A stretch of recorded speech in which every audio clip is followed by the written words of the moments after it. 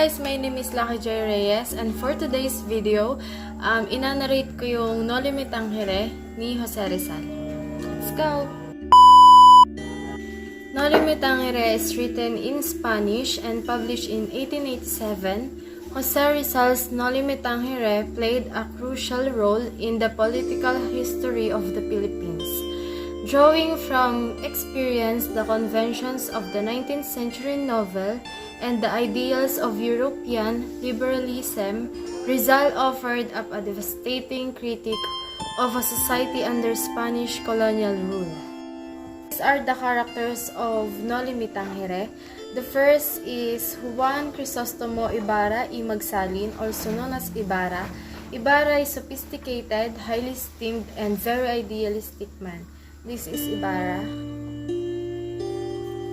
Second one is Maria Clara. This is Maria Clara, a woman of high social standing. She is thought to be the daughter of Capitan Tiago and goddaughter of Father Damaso.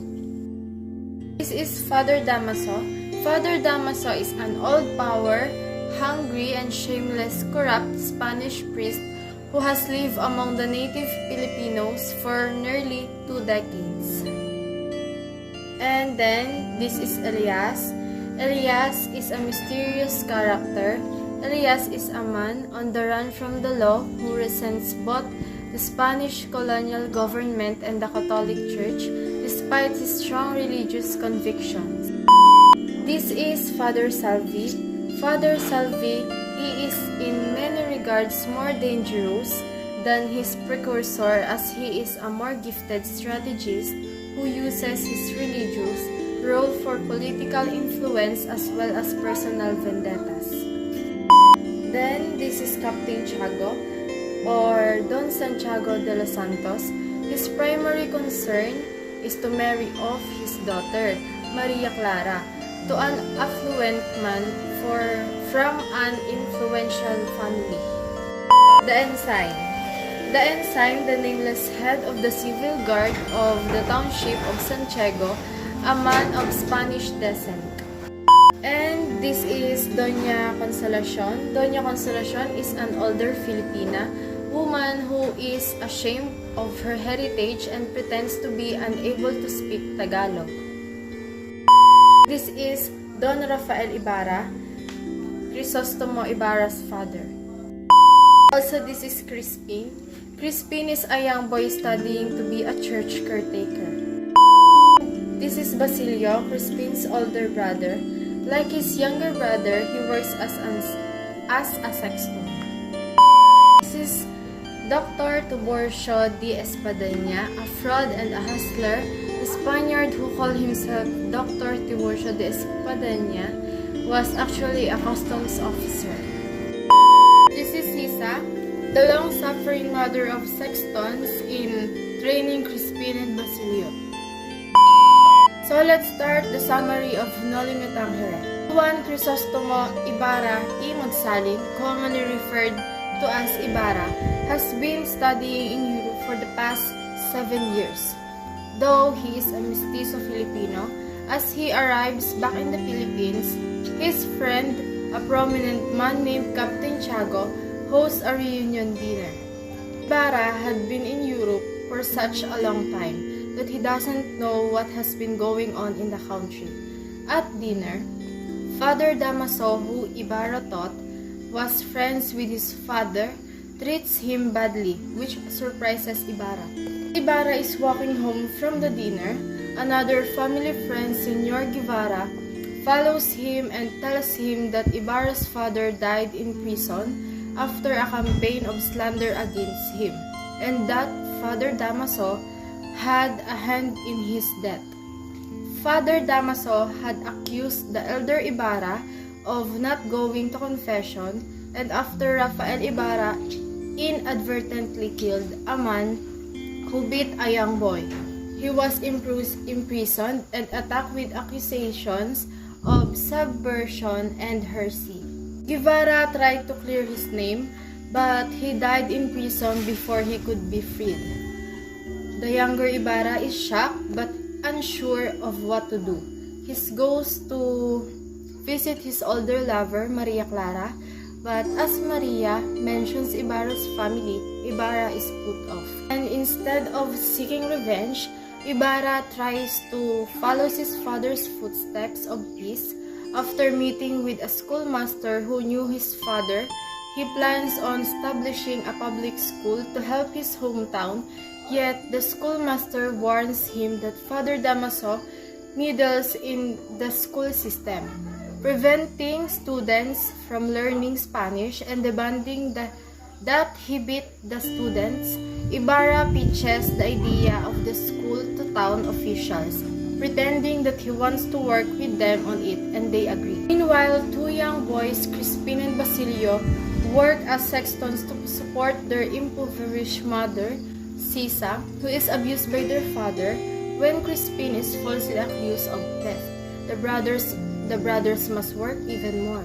When he protests, Crispin is severely beaten. While Basilio escapes, he returns the next day to look for his brother but can't find him. Sisa looks for both her sons, losing her mind as she wonders the area is in search of them. Ibarra goes to his father's grave, seeking peace. He is shocked to discover that his father's corpse was removed and supposedly put into a Chinese cemetery at the order of the town's curate, Father Damaso. During the town's festivities, Ibarra and the officials plan to celebrate the new school, hoping to bless it after a sermon by Father Damaso. During the sermon, a mysterious man named Elias approaches Ibarra, warning him of a plot to kill him. Elias had been the boatman on an earlier excursion.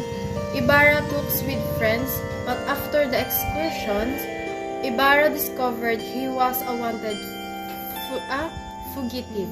That night, Father Damaso invites himself to a dinner Ibarra is hosting. He insults both indigenous Filipinos and Ibarra's father specifically. He punches Father Damaso, but before he can kill him, he is stopped by Maria Clara. Ibarra is excommunicated and Maria Clara falls ill, then is re-engaged to a new man after her spineless father calls off her wedding to Ibarra. Meanwhile, the Captain General, the highest Spanish official in the novel, managed to lift Ibarra's excommunication.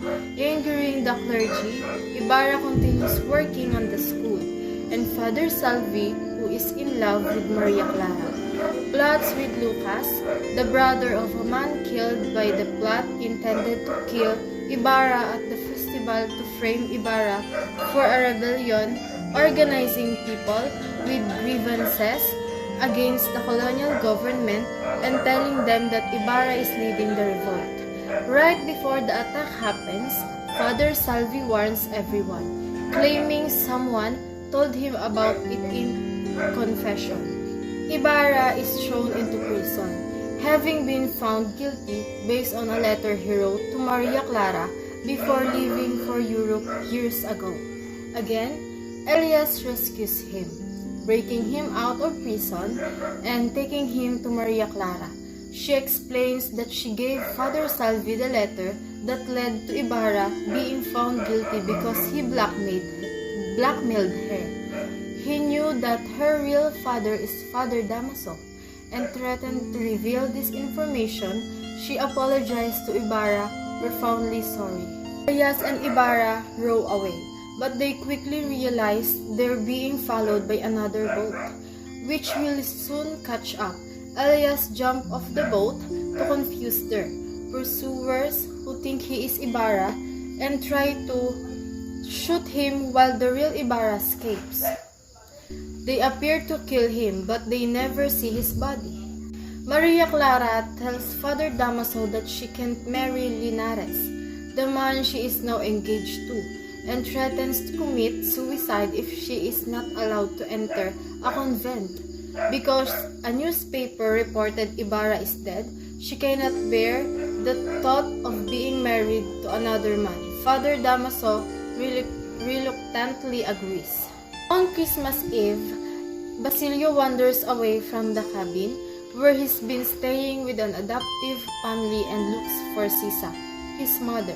He finds her, but she doesn't recognize him and runs away. Finally, he catches her and faints, and she dies of shock, having finally recognized him. Elias appears telling Basilio that he is about to die, and asks Basilio to put his body with Caesar's on a funeral pyre. I die without seeing dawn's light shining on my country. You, who will see it, welcome it for me. Don't forget those who fell during the nightmare.